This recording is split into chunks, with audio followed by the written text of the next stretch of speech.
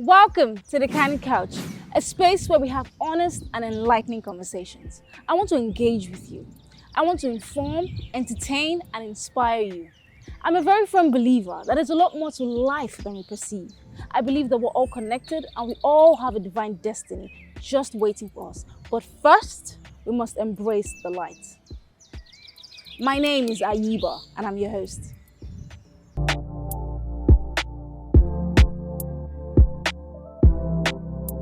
Our guest today is someone who is committed to making a difference in society.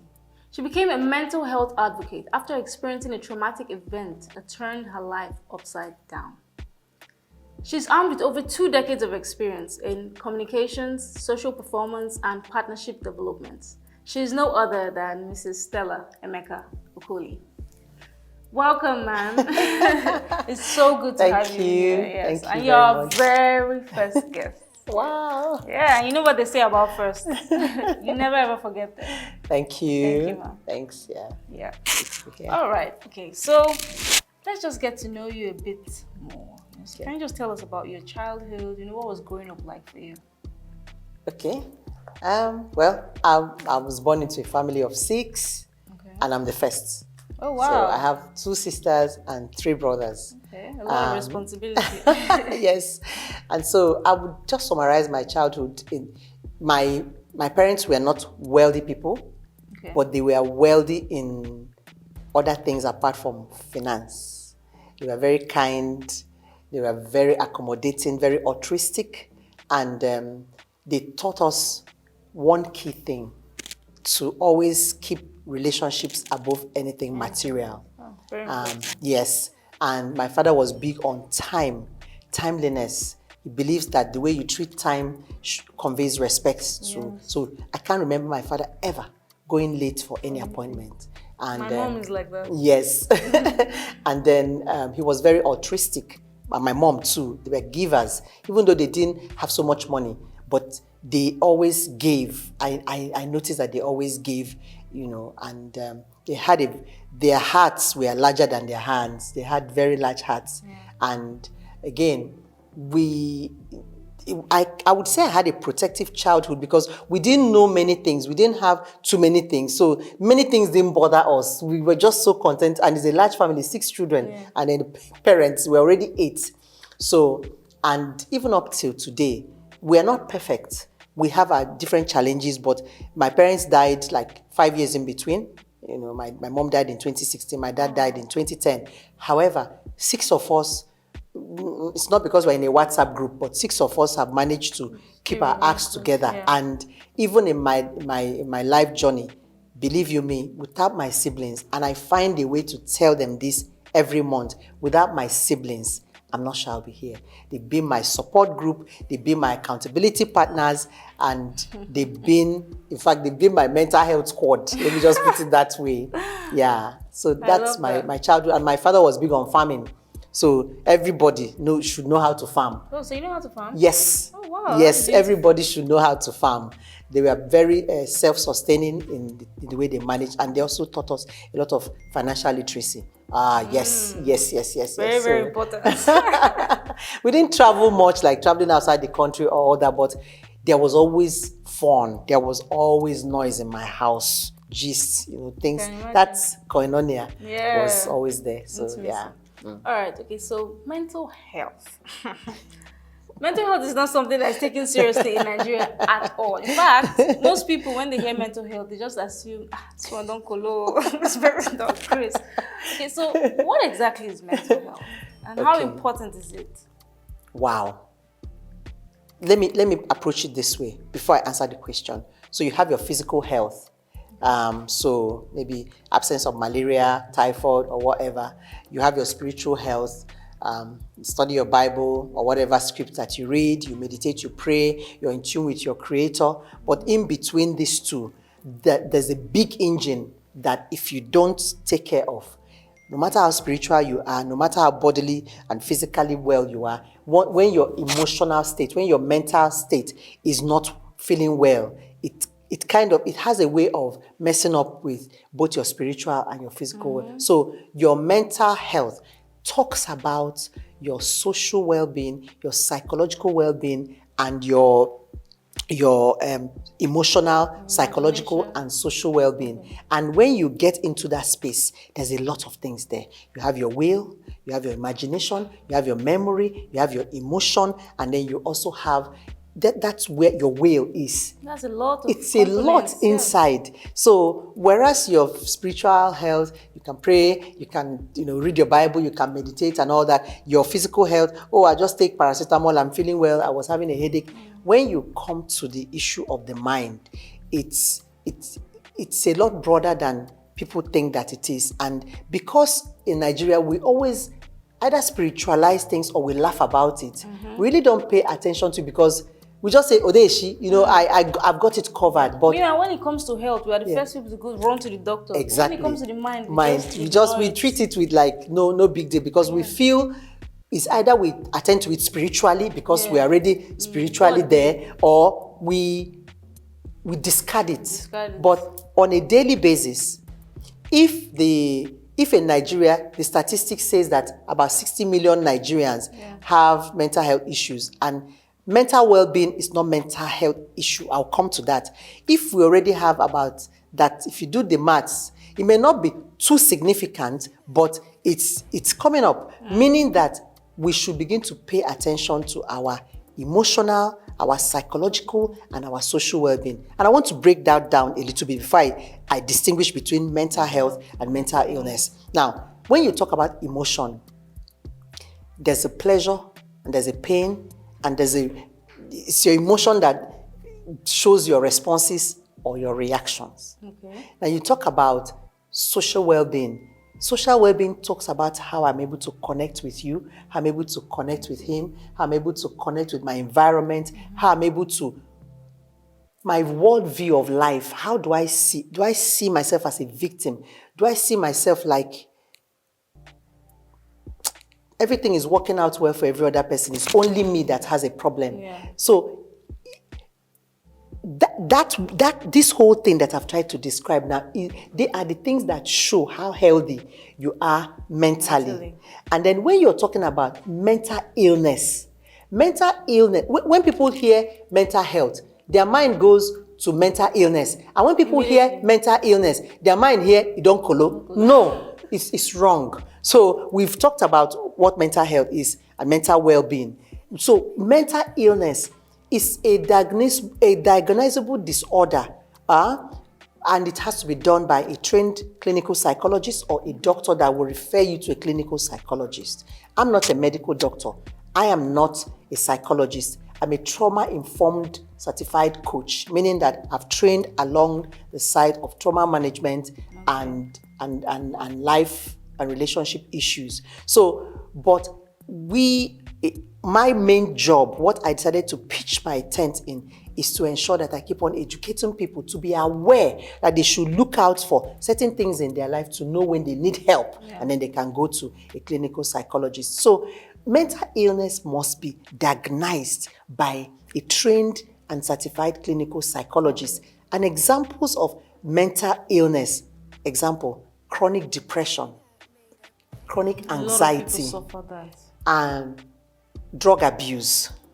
What you have, the most fancy post-traumatic stress disorder. Okay, I didn't know that drug abuse was a mental disorder. Because you cannot get up and go and take medication and abuse it. There's something that is already wrong. And there's something, and I want to be very, very, very particular about this, that somebody has a mental illness. It doesn't mean the person is mad. It doesn't, and I want to say categorically, it's manageable, it's treatable. So that somebody has a mental health issue does not mean that the person is a write-off. It doesn't mean that the person is mad. There are many of them that are working with us on a daily basis in the office, in the church, everywhere. They are not even aware. It's you and I that relate with them. We know, say, you get something there, something, and the person may not even know. So that takes me back to one of the most important things I would drop in this interview, even if you forget every other thing. 2 things that we must lend ourselves in our journey to creating a mental well-being? Self-reflection. Okay, so these are ways you can identify. You must be able to sit back and reflect on your behavior, because our mental well-being and our mental health affects the way we think, the way we behave, and the way we feel. So on a daily basis, or however you want it, you should be able to sit back with yourself and reflect how you have thought today, how you have felt today, how you have behaved today. And secondly, and most importantly, you should also allow people in your life, qualified people in your life, that will be able to give you feedback. I'm so blessed that I have my siblings. In fact, my immediate younger sister is my mother in the Lord. She led me to Christ. Yes. And we call her Mommy Gio in my family. Yes. And I am accountable to her, and I'm accountable to all my 5 siblings, because our parents are dead. Yeah. So I'm the oldest, but I am accountable to all of them that are younger than me. If I'm not accountable to anybody, I would have messed up a lot of things. Because there's nobody to hold Nobody. Because there's an Igbo proverb that says that you don't see your back. So somebody got to be watching your back, and you must know those people in your life that God has placed there that will say, that's very important. Wait, just wait a minute. If you don't have it, please, that should be your number 1 prayer point. Yes. Because even when you're not able to self-reflect, maybe because you're going through a lot of trauma, somebody should be able to say, because we all have blind spots. There are areas of our lives that we can't really see. So those people keep you in check. Absolutely. I love that. Thank you. Okay, so how do we preserve our mental health? That's a big one. Okay, so we've already started going into it. Sorry. Okay. So what inspired you to become a mental health advocate? I knew we were going to ask. What prompted you? Okay, so there's this place in the scripture where it says, with the comfort that you have received, you'll be able to comfort others. Yeah. So have that at the back of your mind. So sometime in 2016, we had a trauma, an event that happened in my family that was very traumatic. My son had an accident, and we've been on that journey till today, and we didn't realize how much just that one incident, could kind of destabilize. I'm somebody who is get up and go. I had my plans. In fact, I was going to do my PhD the year that thing happened. Okay. I had everything planned out, this, that. And when that happened, all those dreams, all those things, we had to pack them because we had to focus on the person that needed help. Yes. And then, when I was in the hospital initially, I didn't even realize that something was happening to me mentally until it was difficult I couldn't eat, I couldn't sleep, prayer, I couldn't pray. All I just did was to sit in the hospital from morning till night, just hoping, things like that. So, but while that was happening, I began to notice that people were very kind to me. I hadn't been in that country before. People were kind, my siblings. In fact, I always talk about my brother-in-law. Every time he would send me to one supermarket, I should go and check for something. So I will go, I will ask him, is it this one? He will say no. Is it this one? This one will be doing, an hour will pass. And I'm like, so he did that for like 3 weeks. Every Wednesday, he will ask me to go and do something. And one day, I now asked him, Mr. Aaron, what's this thing that you're always asking me? He said, go. It's retail therapy. He's trying to describe. He was trying to describe. And truly, for those periods I was in that shopping, I completely forgot I had somebody in the hospital. Yeah. So what I now started doing was, once it is 12 o'clock, I myself will walk down to that shop and I won't buy anything. In fact, the nurses became so happy when they noticed that, oh, Mom, where are you going to? I said, I'm going to take a walk. So from that, I started noticing that other people also had challenges. It wasn't just only my child that was in that state in the hospital and things like that. Then, first of all, was that because of that, I started Googling, I started training, first of all, took a course in positive psychology. I took like 5 different courses, I wanted to understand more. Yes, first of all, I wanted to encourage myself. Okay. I didn't want to just keep looking at my situation, looking at my situation, so I was looking for something to kind of even cheer up myself. Okay. So I went into that. Then after that, I found out that I had to understand what was even happening to the child. Yes. I took some other courses around that subject. And then after some time, I began to open up to also trying to help other people. But at some point, I had to go through psychological counseling myself with a clinical psychologist.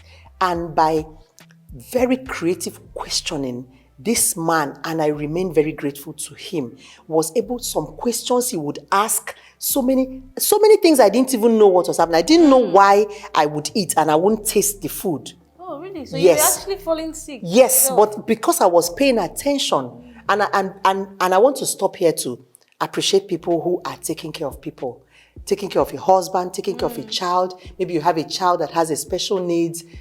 You don't know what is happening to the mental health of such people. They go through what is called vicarious trauma or secondary trauma because they don't think about themselves anymore. They're just thinking about the child.